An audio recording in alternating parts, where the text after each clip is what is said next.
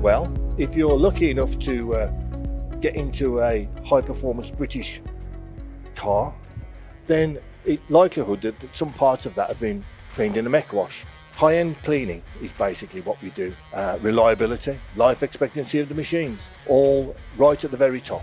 Well, we had a customer phone us today because they want an engineer to go in. This machine was our 17th machine that we ever built, which is in 1994, and it's still going strong.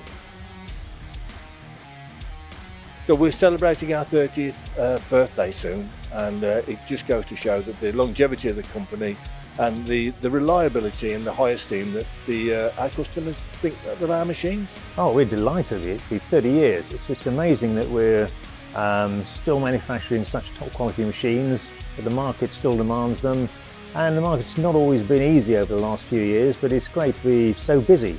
I think the things that we're most proud of are the durability of the machines, the fact that so many of the original machines are still out there, but also the durability of the customer relationships. Many of the customers we were working with 25, 30 years ago are still our biggest customers today and stand by us.